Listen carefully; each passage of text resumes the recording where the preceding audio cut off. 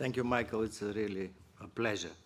And I congratulate you and Mr. Balkakis on organizing this important conference at such a distinguished venue, which should remind us probably of a great European philosopher, a favorite of mine, Søren Kierkegaard, who was European of Danish origin, who said, you can understand life only looking backwards, but you can live your life only looking forward. I'm afraid the regime of Mr. Putin has not read this philosophical studies of Søren Kierkegaard. I'm afraid, and being for a long time fond of political realism, or some call it realpolitics, that we are facing an abyss. And as soon as we understand fully what is happening around us, it will be very difficult to prevent something which may theoretically happen in the future, in the near future. Of course, I was really very much pleased with the expose of Ambassador Eichhorst, being a great fan of the Dutch political philosophy, and of course international law was created in the Netherlands, and as a humble member state we always follow the Commission, because we have selected the Commission in order to work out for us the policies of our European Union.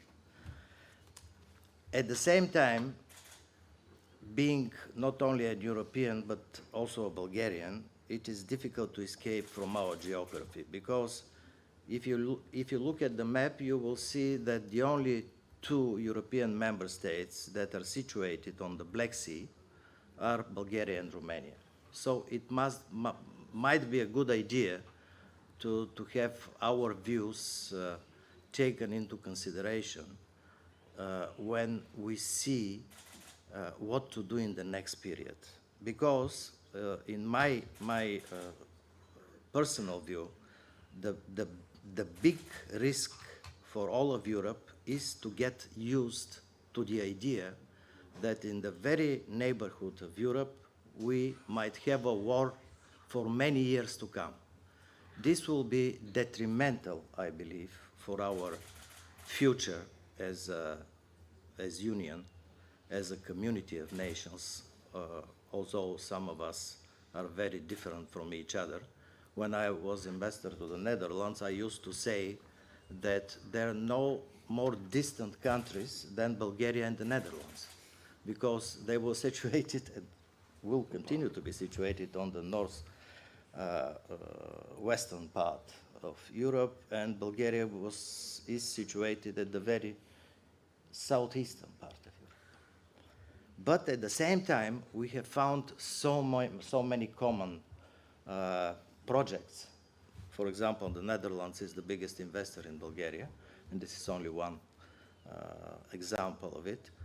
But you know, I participated in the ratification process of Bulgaria's accession to the European Union, which might have been actually the most challenging time of my professional career.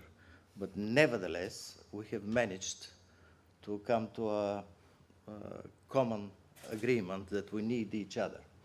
And of course, this is just a piece of fact.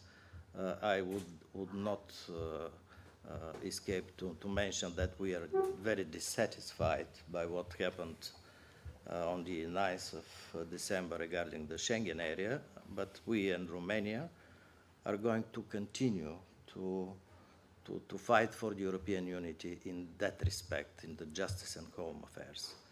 Because what we need now and what we can do now is to stick together, the European Union member states. What was done regarding Schengen was to the contrary, and I can easily quote the Commissioner for Migration, Ylva Johansson, today in the European Parliament, but because she actually mentioned that the only result of this voting of the Justice and Home Affairs Council would be to the benefit of Putin. I wouldn't go into detail of this story. From the point of view of a Balkan and a Black Sea country, and having in mind what is the title of this session, I believe, as a representative of a country which is situated in the very center of the Balkan Peninsula, we have all the Balkan countries, our neighbors, also Turkey, we have our personal and national experience with a war that is taking place just 400 kilometers from our Black Sea shore. We are extremely concerned about the future. We believe that a country which has managed to keep its contacts with Mr. Putin and Russia should be more pressing and instrumental in making Mr. Putin stop this war. We have, for many decades, we have positive relations with Turkey. We are having positive cooperation regarding migration. We are the only country in the region that has land borders with both Greece and Turkey. And from that basis, we believe we have the right to appeal to our Turkish neighbors to be more instrumental in making Mr. Putin stop this war. This may sound a little bit emotional, but I believe, and this is my personal conviction, that we should not forget that we should fight every day and every minute for this war to be stopped. Very regretfully, there is a person on whom we do not have enough influence and on whom the very stop of this war depends, and this is Mr. Putin. I regret to say that I have tried to find in history some analog events similar to those we are witnessing right now in Europe, and I was not able to find anything similar because, you know, even if you watch on Russian video channels some events in support of this war, my God, I was frightened to see that this is even more frightening than what happened during the Hitler regime. This is, I'm not trying to make definitions, of course, but, you know, Russian people obviously have been very much influenced by this regime. I'm sorry to be so outspoken against this war, but I believe this criminal act of aggression should be stopped, and I believe and I hope that in the future this criminal act should go to international justice. Otherwise, well, when I was ambassador to the Netherlands, actually, Mr. Milosevic was housed in a prison which was 200 meters from my embassy. This is a very prestigious area of The Hague. And this guy, well, we kept following his policies in Yugoslavia against all the other republics and his aggression against Slovenia, Croatia, and other countries for maybe 2 years. And I was dealing personally with trying to find out how we should stop Mr. Milosevic. And all of a sudden, he found his rightful place in a prison in the capital of international law in The Hague. I wish that all criminal acts of aggression should be judged according to international law. And I hope that all the responsible personalities should find their rightful place sometime in the future. Well, at this point, I would like to quote a very prominent Russian journalist, Muratov, who was the Nobel Peace Prize winner, a journalist from Nezavisima Gazeta, who said on the very first day of the war that it is only the Russian people who can stop this aggression and who can save the world. I'm very much afraid that the Russian people would not be in the position to save the world. We should think of some other ways of trying to find out how we can stop this war.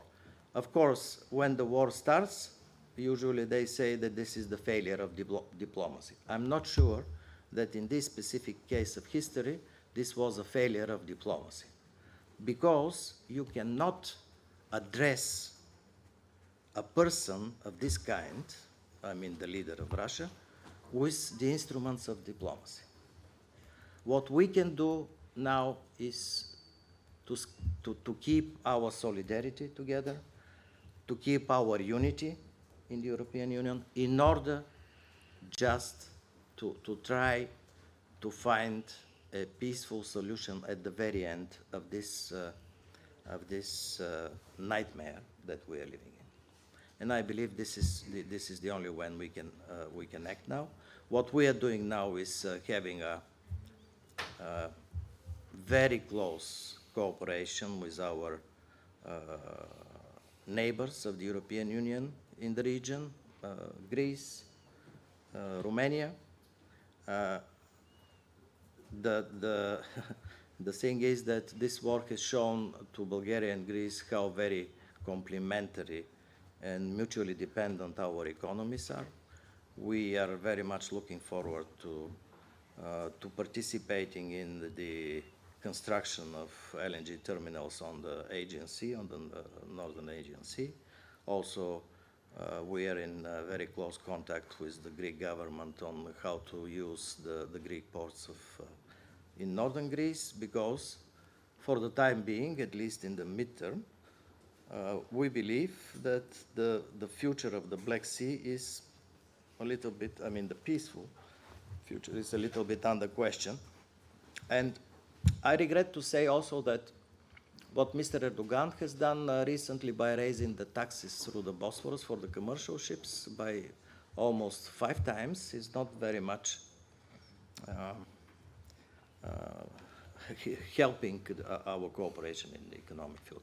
But political realism dictates that we should deal with the circumstances as they evolve before us. So I really hope that together, we will find the way first to stop this war and then to rebuild the future European security architecture. Thank you. Michael.